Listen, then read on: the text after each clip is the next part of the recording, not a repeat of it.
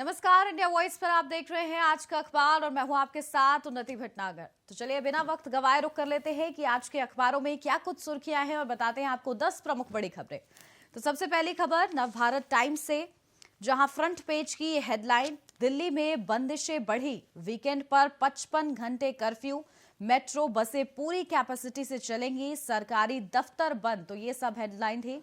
जहां जिस तेजी के साथ कोरोना के मामले दिल्ली में सामने आ रहे हैं, तो साथ ही साथ कोरोना के नए वेरिएंट ओमिक्रॉन के मामले भी सामने आ रहे हैं और उसी को देखते सतर्कता बढ़ती जा रही है। जहां पहले दिल्ली में नाइट कर्फ्यू लगाया गया और उसके बाद अब जो है वीकेंड कर्फ्यू भी लगा दिया गया है, जिसके साथ ये हेडलाइन ली गई है कि दिल्ली में अब बंदिशें बढ़ गई हैं क्योंकि 55 घंटे का अब जो है कर्फ्यू रहेगा वीकेंड पर। और इस दौरान मेट्रो बसें जो है फुल कैपेसिटी के साथ चल सकेंगी, लेकिन सरकारी दफ्तर पूरी तरीके से बंद रहेंगे। तो ये बड़ी हेडलाइन थी। जहां लगातार जिस तेजी के साथ केसेस बढ़ रहे हैं उसको देखते हुए राज्य सरकार और केंद्र सरकार जो है अलर्ट मोड पर है और उसी के चलते ये बड़ी बंदिशें लगाई गई है क्योंकि स्थिति को कंट्रोल में रखना है और उसके लिए तमाम प्रोसीजर्स जो है, तमाम मेजर्स जो है उठाए जा रहे हैं। तो इसके तहत ये हमारी पहली और प्रमुख बड़ी खबर। जहां दूसरी खबर है, अखिलेश के करीबी एसीई ग्रुप आगरा के शू एक्सपोर्टरों पर आयकर के छापे।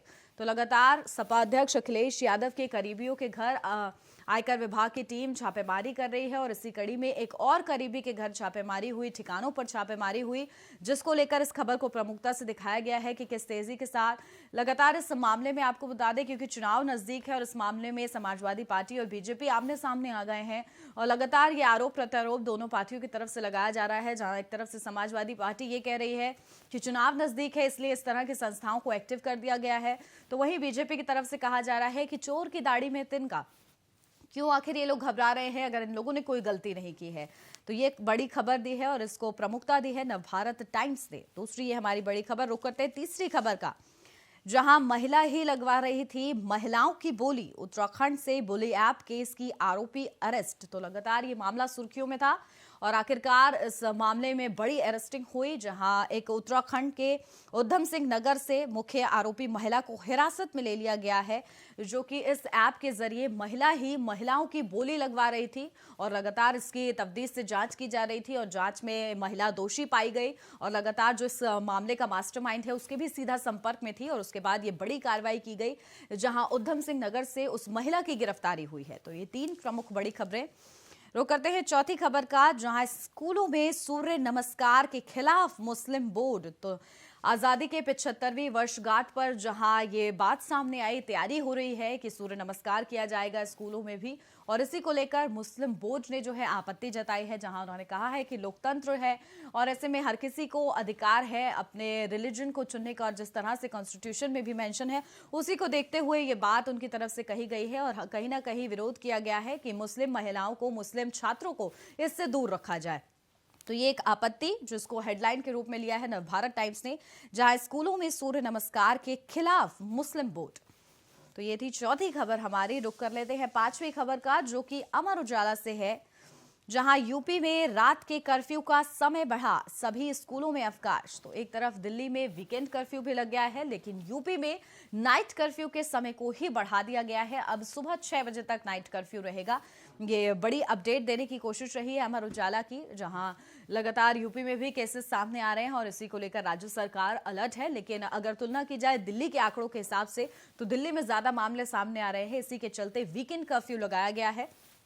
लेकिन क्योंकि अभी यूपी में स्थिति ऐसी है कि नाइट कर्फ्यू सिर्फ सरकार की तरफ से लगाया गया है। तो ये 5 खबरें। रुक कर लेते हैं दैनिक जागरण से छठी खबर का हमारी, जहां मकर संक्रांति तक बंद रहेंगे स्कूल, 10वीं, और ये सब हेडलाइन दी गई है, 10वीं तक के स्कूलों पर आदेश प्रभावी, कल से अब रात 10 से सुबह 6 बजे तक नाइट कर्फ्यू।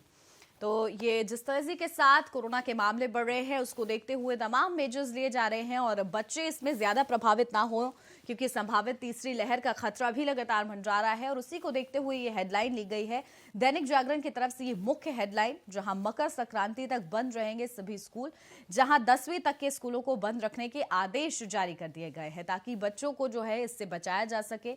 और लगातार अब टीकाकरण भी अच्छे स्तर पर चल रहा है, जहां 15+ के बच्चों को भी अब टीकाकरण जो है किया जा रहा है और उसी के चलते ये बड़ा आदेश जो है जारी किया गया है। वो करते हैं सातवीं खबर का। दैनिक जागरण ने इस खबर को प्रमुखता से दिखाया है, जहां गलवान में सैनिकों ने लहराया तिरंगा। तो सब हेडलाइन इसकी ये है, चीन की ओर से किए जा रहे दुष्प्रचार का भारत ने दिया करारा जवाब। तो जिस तरह से चीन की तरफ से एक के बाद एक हरकतें ऐसी सामने आ रही हैं जिसके चलते वो दुष्प्रचार करने की कोशिश कर रहा है, ये दिखाना चाहता है कि चीन ज्यादा आक्रामक है और भारत पर हावी होता नजर आ रहा है इन तमाम वीडियो के जरिए। और उसी का करारा जवाब दिया है भारतीय जवानों ने। तिरंगा लहरा के भारतीय तिरंगा लहराया है और उसके तहत चीन को कहीं ना कहीं ये बड़ा और करारा जवाब दिया है, जिसको प्रमुखता से हेडलाइन के रूप में दैनिक जागरण ने दिखाया है।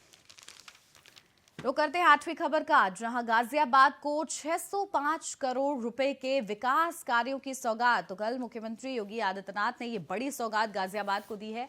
हालांकि वर्चुअल माध्यम से वो जुड़े थे और इसके बाद उन्होंने 605 करोड़ रुपए की सौगात गाजियाबाद वासियों को दी। लगातार चुनाव नजदीक है और उसी के चलते ताबड़तोड़ जिलों के दौरे एक तरफ मुख्यमंत्री योगी आदित्यनाथ के सामने आ रहे हैं, तो वहीं लगातार बीजेपी का ये प्रयास है कि आने वाले चुनाव में विकास की सीढ़ी पर चढ़ के आगे बढ़ा जाए और उसी के तहत सौगातों की बौछार की जा रही है। तो गाजियाबाद को भी कल बड़ी सौगात मिली, 605 करोड़ रुपए की ये सौगात गाजियाबाद को दी गई है। तो नौवीं खबर हमारी, जहां अखिलेश कंस के उपासक, कृष्ण से मतलब नहीं, मुख्यमंत्री योगी आदित्यनाथ ने यह बड़ी बात कही, जिसको कोट किया है दैनिक जागरण ने और इस खबर को प्रमुखता दी है। जहां सीएम ने सपा मुखिया के सपने में भगवान श्री कृष्ण आने के बयान पर हमला बोलते हुए ये कहा है कि अखिलेश कंस के उपासक हैं, कृष्ण से उन्हें कोई मतलब नहीं है। तो अलीगढ़ के दौरे पर थे मुख्यमंत्री योगी आदित्यनाथ और इस दौरान उनकी तरफ से ये बड़ी बात जो है कही गई, जिसको कोट करते हुए हेडलाइन ली है दैनिक जागरण ने। तो रुक कर लेते हैं 10वीं और आखिरी खबर का हमारी, जहां मोदी और योगी मिलकर बदल रहे देश प्रदेश का भाग्य। स्वतंत्र देव की तरफ से ये बात कही गई। भाजपा प्रदेश अध्यक्ष हैं स्वतंत्र देव सिंह और उनकी तरफ से ये बात कही कि लगातार डबल इंजन की जो सरकार है वो देश को बदल रही है। लगातार सरकार प्रतिबद्ध है और खासतौर से बीजेपी जो है इस पूरी तरीके से प्रतिबद्ध है कि देश का विकास हो और देश को एक नया भारत बनाने की जो कवायद की जा रही है और बार बार इसका जिक्र होता है, उसी का जिक्र एक बार फिर से स्वतंत्र देव सिंह ने किया है चुनाव से पहले। उन्होंने बड़ी बात कही जिसको कोट किया है दैनिक जागरण ने, जहां उनकी तरफ से कहा गया कि मोदी और योगी मिलकर बदल रहे देश प्रदेश का भाग्य। तो यानी एक तरीके से फ्यूचर बदलने की भी कोशिश की जा रही है, देश के भविष्य के बारे में सोचते हुए निर्णय लिए जा रहे हैं इस और एक तरीके से अंदेशा देने की कोशिश की गई है। तो ये थी आज की 10 प्रमुख बड़ी खबरें अलग अलग अखबारों से और इसी के साथ आज के अखबार में बस इतना ही। लेकिन खबरों से रूबरू रहने के लिए आप देखते रहिए इंडिया वॉइस।